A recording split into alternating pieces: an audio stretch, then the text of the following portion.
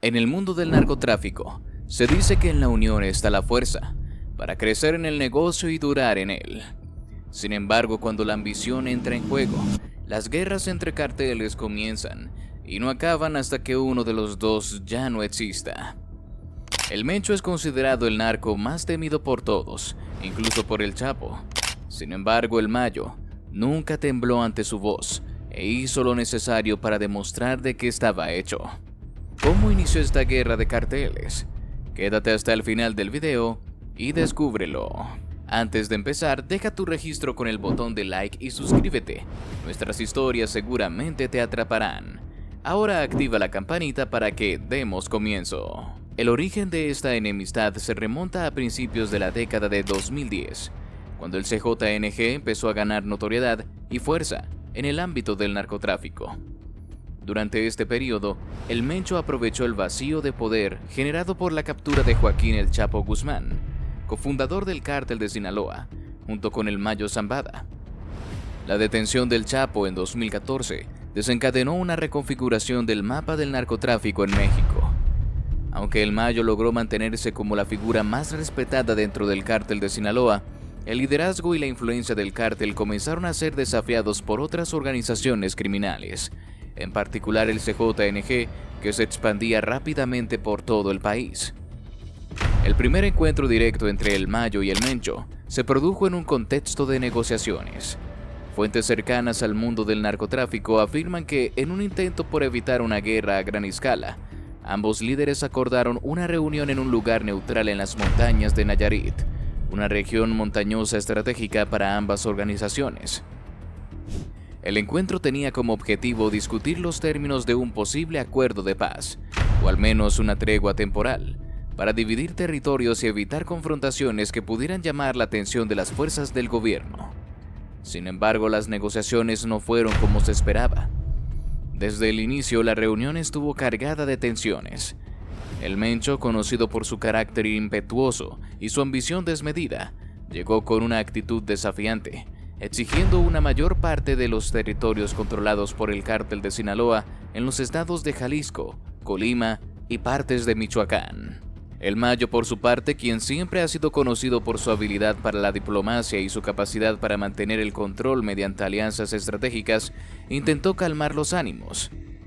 Propuso un reparto más equitativo, argumentando que el cártel de Sinaloa tenía una presencia histórica en esas regiones y que cualquier cambio abrupto en el control podría generar más problemas que beneficios para ambas partes. No obstante, el Mencho interpretó estas palabras como una señal de debilidad, o peor aún, como una falta de respeto.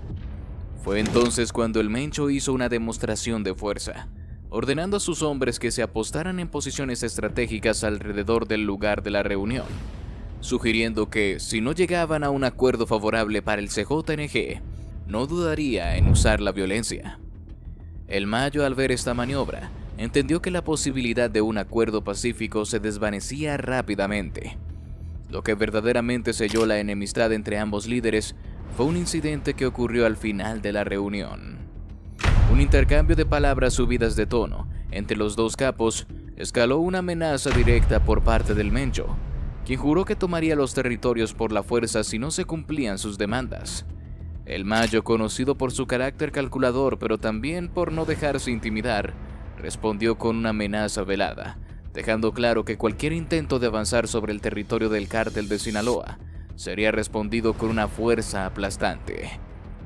La reunión terminó abruptamente, sin ningún acuerdo, y con una declaración no oficial de guerra entre las dos organizaciones. En los años que siguieron, la violencia entre el CJNG y el cártel de Sinaloa se intensificó. El CJNG, bajo el liderazgo de El Mencho, se volvió conocido por su brutalidad extrema y su uso indiscriminado de la violencia para expandir su territorio. Por otro lado, el cártel de Sinaloa, con el Mayo Zambada al mando, mantuvo su estrategia de alianzas estratégicas con otras organizaciones criminales y una red de corrupción que le permitió mantenerse como una fuerza dominante en varias regiones de México. Los enfrentamientos entre ambos cárteles se multiplicaron, especialmente en estados como Jalisco, Guanajuato y Michoacán, donde las disputas por rutas de tráfico de drogas, extorsión y secuestro se volvieron cada vez más frecuentes y sangrientas. El enfrentamiento de Michoacán. Las tensiones habían estado escalando durante meses. Después de varios intentos fallidos de negociación y múltiples choques menores entre sicarios de ambos bandos, la situación finalmente llegó a un punto de no retorno.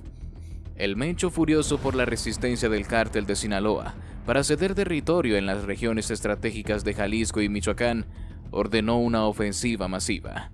Su objetivo era claro: enviar un mensaje de poder que demostrara que el CJNG no temía a nadie, ni siquiera al legendario cártel de Sinaloa. El plan era emboscar una de las caravanas de sicarios de El Mayo que transportaba un cargamento de drogas desde Michoacán hacia Jalisco, una ruta que se había convertido en una línea roja en la arena para ambas facciones. El Mencho movilizó a cientos de sus hombres, equipándolos con armas de alto calibre, lanzagranadas y ametralladoras. El CJNG, famoso por su capacidad de desplegar rápidamente fuerzas altamente armadas, reunió a su tropa en un terreno elevado cerca de la aldea de Las Miras, un punto de control clave en la ruta de la droga. El Mencho sabía que El Mayo no podría resistir la tentación de cruzar por ahí, ya que las alternativas eran mucho más riesgosas y lentas. En la noche del 7 de julio, los hombres del CJNG se apostaron en posiciones estratégicas a lo largo de la carretera serpenteante que atravesaba las montañas. La trampa estaba tendida. Apenas amanecía cuando la caravana del cártel de Sinaloa, compuesta por una docena de vehículos todoterrenos blindados, apareció en el horizonte. A bordo iban algunos de los sicarios más leales del Mayo, hombres experimentados que habían sobrevivido a múltiples enfrentamientos con rivales y fuerzas del gobierno. Lo que no sabían era que estaban a punto de caer en una de las emboscadas más brutales de la historia del narcotráfico en México. A medida que la caravana se acercaba a una curva cerrada en la carretera, el primer estallido retumbó en el aire. Una granada propulsada por cohete impactó en el vehículo de avanzada, volándolo en pedazos y bloqueando la ruta de escape. Acto seguido, una lluvia de balas comenzó a caer sobre los vehículos, rompiendo cristales y perforando las gruesas placas de metal. Los hombres del cártel de Sinaloa respondieron de inmediato, bajándose de los vehículos y tomando posiciones defensivas. Lo que siguió fue una batalla campal que duró más de 5 horas. Los sicarios del CJNG, que superaban en número a los hombres del Mayo, intentaron cerrar el cerco, disparando desde todas las direcciones, aprovechando la ventaja del terreno elevado. Pero los hombres de Sinaloa, entrenados para sobrevivir en situaciones extremas, lucharon con fiereza, devolviendo el fuego con precisión y logrando repeler varios intentos de avance. A medida que la batalla se prolongaba, el suelo se llenó de sangre. Explosiones sacudían las montañas mientras los sicarios del CJNG lanzaban granadas y disparaban con lanzacohetes, intentando romper la línea de defensa del cártel de Sinaloa. El aire estaba cargado de polvo, humo y el olor acre de la pólvora quemada. Gritos de dolor y órdenes en clave resonaban entre los disparos. Para el Mencho la orden era clara: no habría prisioneros. Sabía que para asestar un golpe significativo al cártel de Sinaloa, necesitaba aniquilar a todos los hombres del Mayo en esa caravana. Los refuerzos de Sinaloa llegaron alrededor del mediodía, cuando los sicarios del CJNG ya habían comenzado a quedarse sin municiones. Helicópteros cargados con sicarios y armamento pesado comenzaron a sobrevolar la zona, disparando hacia las posiciones del CJNG. Ante esto, los hombres del Mencho intentaron una retirada táctica, pero la llegada de los refuerzos de Sinaloa cambió el equilibrio de la batalla. Muchos de los hombres del CJNG cayeron abatidos mientras intentaban escapar montaña abajo. La retirada se convirtió rápidamente en una masacre. Al final del día, el suelo de Las Miras estaba cubierto de cuerpos y sangre.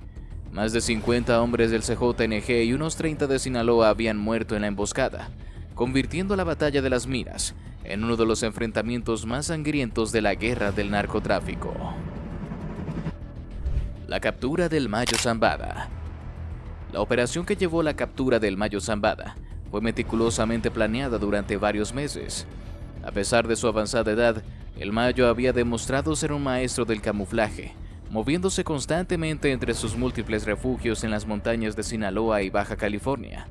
Su red de seguridad era amplia y bien coordinada, compuesta por un ejército de sicarios, informantes y lugartenientes leales que vigilaban a cada uno de sus movimientos. Sin embargo, en esta ocasión, una filtración clave proveniente de una fuente cercana al círculo interno de Zambada dio a las autoridades una oportunidad que no podían dejar pasar.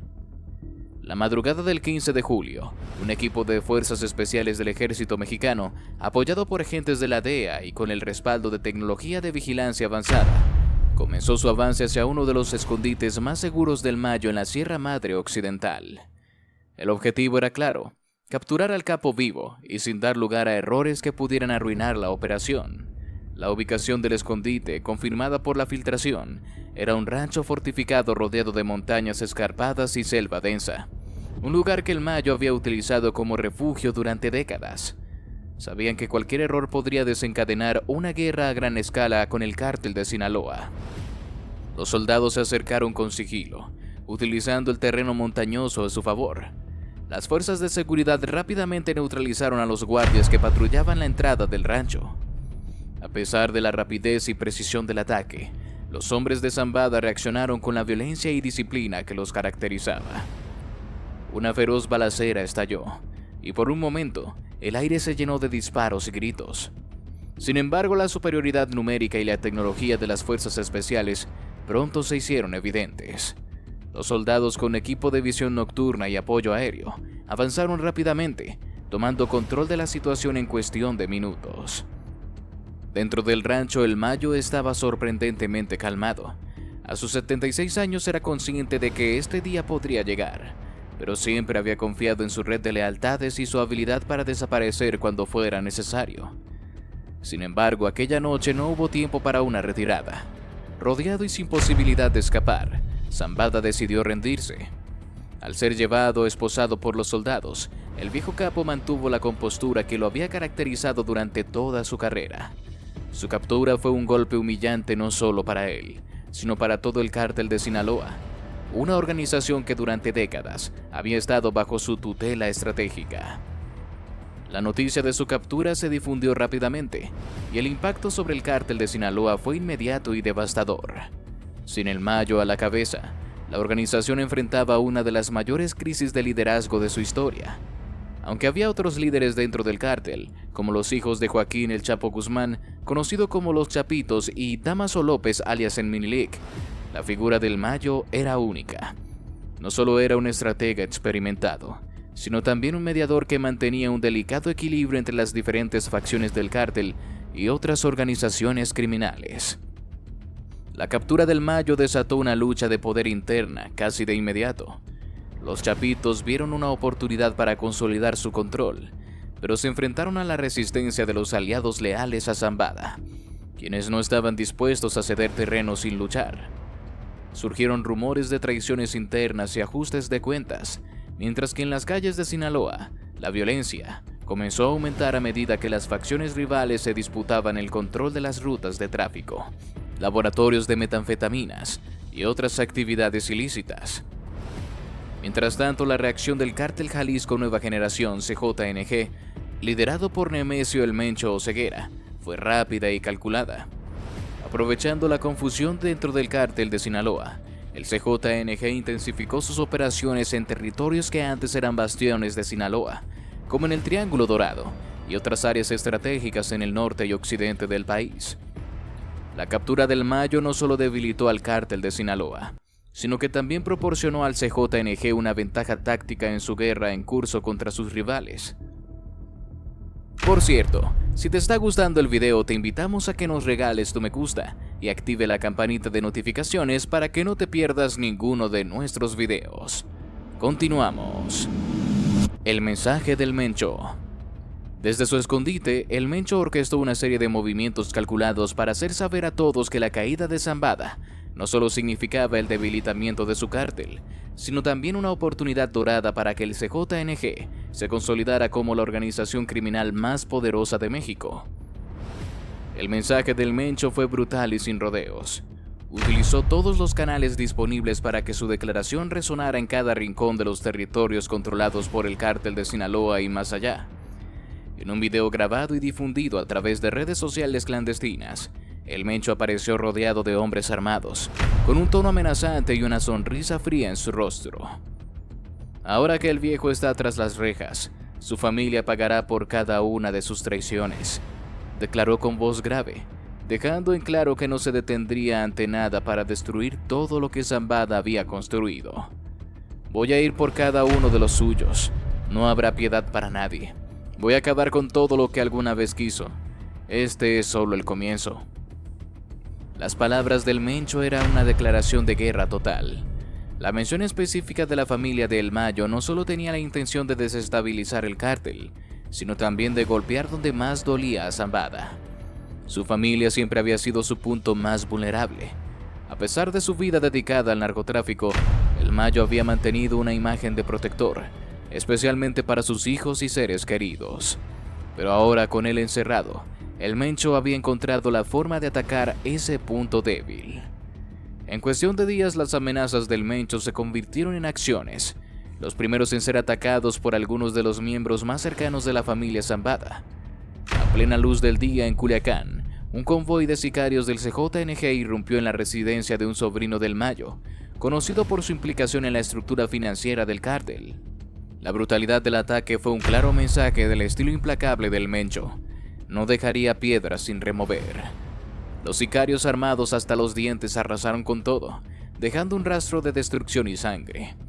El sobrino del Mayo fue ejecutado junto con su familia, y el video del ataque circuló rápidamente en las redes clandestinas, amplificando aún más el mensaje de terror. A medida que estos ataques aumentaban en frecuencia e intensidad, la paranoia se apoderó de los miembros restantes del cártel de Sinaloa. No sabían quién sería el próximo. Algunos intentaron huir del país y otros buscaron refugio en escondites más seguros. Pero el Mencho tenía espías en todas partes, y cada intento de escapar parecía anticipado. Aquellos que lograban evitar un ataque directo enfrentaban la constante amenaza de emboscadas y secuestros. Nadie estaba a salvo. Dentro de la prisión, el Mayo Zambada recibió noticias de estos ataques con una mezcla de furia impotente y desesperación. Sabía que su captura había desencadenado una cadena de eventos que podría significar el fin de su imperio, y peor aún, el fin de su familia. Los agentes de inteligencia en la prisión reportaban cada detalle, cada asesinato, cada secuestro. El Mayo, aislado y sin sus recursos habituales, comenzó a sentir el peso de cada golpe infligido a su familia como si fueran propios. Los rumores de que el Mencho planeaba un ataque directo contra sus hijos, especialmente aquellos que habían seguido sus pasos en el negocio, lo atormentaban día y noche. El impacto psicológico en el cártel de Sinaloa fue devastador. Con su líder tras las rejas y sus principales aliados bajo constante amenaza, el cártel comenzó a fragmentarse. Algunas facciones más jóvenes, desesperadas por proteger a sus propias familias, comenzaron a negociar directamente con el Mencho, ofreciéndole información a cambio de protección. La traición se convirtió en la norma, y la cohesión que alguna vez caracterizó al cártel se desintegró rápidamente. Mientras tanto, el Mencho aprovechó cada oportunidad para mostrar su dominio. Los sicarios del CJNG comenzaron a invadir territorios estratégicos que antes estaban bajo el control del cártel de Sinaloa, desde las rutas de narcotráfico en el Triángulo Dorado hasta los laboratorios de metanfetamina en las montañas de Durango y Chihuahua. Los enfrentamientos entre los dos cárteles se intensificaron, convirtiéndose en batallas campales que a menudo involucraban a fuerzas de seguridad y que resultaban en decenas de muertes. Cada victoria del CJNG no solo era una demostración de poder, sino también un recordatorio de la promesa del Mencho de acabar con todos los que se interpusieran en su camino. El mensaje era claro: con el Mayo Zambada en prisión, no había nada que impidiera a el Mencho tomar el control absoluto del narcotráfico en México. El CJNG se consolidaba cada vez más como la organización más temida y poderosa, mientras que el legado de Zambada y el futuro del cártel de Sinaloa pendían de un hilo. Y así llegamos al final de este video. Si te gustó, te invito a que nos des tu me gusta para seguir haciendo más videos como este. Además de que no olvides suscribirte y activar la campanita para que no te pierdas ninguno de nuestros nuevos videos. Te deseo un gran día. Hasta la próxima.